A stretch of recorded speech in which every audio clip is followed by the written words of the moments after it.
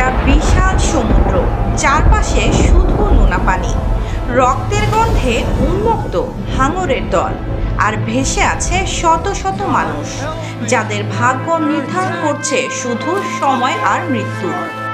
আজ আমরা বলবো ইতিহাসের সবচেয়ে ভয়াবহ হাঙর আক্রমণের গল্প, ইউএসএস ইন্ডিয়ানাপলিস ট্র্যাজেডি, যা বাস্তবে ঘটে 1945 সালে।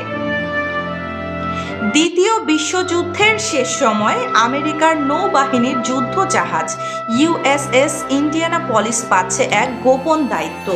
তাদের হাতে তুলে দেওয়া হয় এমন একটি বস্তু যা পৃথিবীর ইতিহাসই পাল্টে দেবে, পারমাণবিক বোমা লিটল বয় এর অংশ।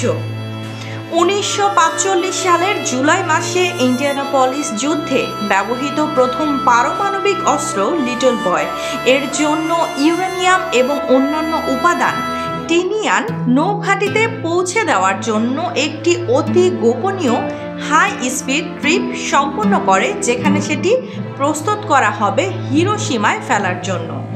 মিশন সম্পন্ন, সব ঠিকঠাক, এবং পরবর্তীতে প্রশিক্ষণের জন্য সেটি ফিলিপাইনের উদ্দেশ্যে রওনা দেয়।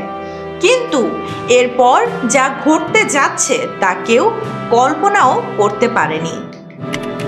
30শে জুলাই 1945 সাল, রাত প্রায় 12টা। ইন্ডিয়ানাপলিস তখন ফিলিপাইন সাগরে অন্ধকারে ভাসছে। এটি একটি ভারী মজুদ গ্রহণ করেছিল। যুদ্ধ চলার সাথে সাথে জাহাজটিতে প্রচুর অস্ত্রশস্ত্র এবং বন্দুকগুলি চালানোর পরিচালক যোগ করা হয়েছিল এবং তাই এটি সর্বোচ্চ ভারী ছিল। হঠাৎ কোথা থেকে ছুটে আসে দুটি জাপানি টর্পেডো, এক মুহূর্তে বিশাল বিস্ফোরণ। কমান্ডার মোচিতোশুরা হাশিমোটোর নেতৃত্বে জাপানি সাবমেরিন I-58 থেকে দুটো টর্পেডো লঞ্চ করা হয়। যিনি প্রথমে ভেবেছিলেন তিনি নিউ মেক্সিকো শ্রেণীর যুদ্ধ জাহাজ আইডাহো দেখতে পেয়েছেন। টর্পেডো দুটি ইন্ডিয়ানাপলিসের স্টারবোর্ডের পাশে আঘাত করে, একটা জাহাজের অগ্রভাগে এবং একটি মধ্যম জাহাজ। বিস্ফোরণে ব্যাপক ক্ষতি হয়, জাহাজ কেঁপে ওঠে, বিদ্যুৎ চলে যায়, চারিদিক শুধু আগুন আর চিৎকার, এবং অগ্রভাগের কাছে স্থির থাকে।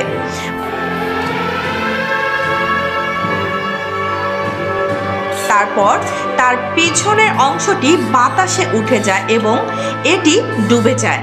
জাহাজে থাকা 1195 জন ক্রু সদস্যের মধ্যে প্রায় 300 জন জাহাজের সাথে ডুবে যায়।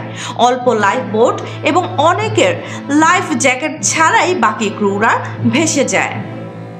ততক্ষণে ইউএসএস ইন্ডিয়ানাপলিস বিশাল সমুদ্রের গভীরে হারিয়ে যায়। 1195 জন নাবিকের মধ্যে প্রায় 900 জন তখনও বেঁচে, কিন্তু তারা এখন খোলা সমুদ্রে ভাসছে। না আছে লাইফবোট, না পানি, না খাবার, শুধু অন্ধকার, তপ্ত সূর্য আর ভয়। প্রথম দিনটা কেটে যায় কষ্টে। দ্বিতীয় দিনে সূর্যের তাপে শরীর পুড়ে যাচ্ছে, কেউ কেউ জলের জন্য সমুদ্রের পানি খেয়ে ফেলছে। আর তারপরেই শুরু হয় বিভ্রম, পাগলামি আর মৃত্যু। তখনই দূরে দেখা যায় একটা পাখনার ছায়া, তারপর আরেকটা। সমুদ্র জুড়ে ঘুরছে ওশানিক হোয়াইট টিপ শার্ক, এক প্রজাতির হাঙর যারা একবার রক্তের গন্ধ পেলে দল বেঁধে আক্রমণ করে। প্রথমে 1-2 জনকে টেনে নেয় নিচে, তারপর চারপাশে শুধু রক্ত আর আর্তনাদ। দিনরাত, সূর্য আর অন্ধকারের ফাঁকে হাঙরগুলো ঘুরে বেড়ায় মৃতদেহ আর জীবিতদের চারপাশে। এটা আর সমুদ্র নয়, এটা এক ভয়ঙ্কর ভাসমান কবরস্থান। 4 দিন ধরে তারা ভেসে আছে। কেউ বেঁচে থাকার আশায় গানের লিরিক বলে, কেউ প্রার্থনা করে, কেউ পাগলের মতো হেসে ওঠে। মাঝে মাঝে কোনো এক শরীর পানির নিচে টেনে নেওয়া হয়, আর অন্যরা কিছুই করতে পারে না। কিছু মানুষ ভাসমান বা কাঠের টুকরো ধরে টিকে আছে, কিন্তু সময়ের সাথে সাথে আশা ফুরিয়ে যাচ্ছে। 4 দিন পর 2 আগস্ট 1945 সালে এক মার্কিন পেট্রোল বিমান আকস্মিকভাবে সমুদ্রের ওপর তেলের দাগ আর কয়েকজন মানুষকে ভাসতে দেখে। রেডিও সিগন্যাল পাঠানো হয় এবং শুরু হয় ইতিহাসের সবচেয়ে হৃদয় বিদারক উদ্ধার অভিযান। কিন্তু যখন উদ্ধার দল পৌঁছায়, 900 জনের মধ্যে জীবিত ছিল মাত্র 316 জন। প্রায় 579 জন মারা গেছে, যাদের অনেকে হাওরের আক্রমণে, আবার অনেকে ক্ষুধা, তৃষ্ণা আর সূর্যের তাপে। এই ভয়াবহ ঘটনাটি আমেরিকার নৌবাহিনীকে বদলে দেয়। তারা যোগাযোগ ব্যবস্থা ও রেস্কিউ প্রোটোকল সম্পূর্ণ নতুনভাবে তৈরি করে।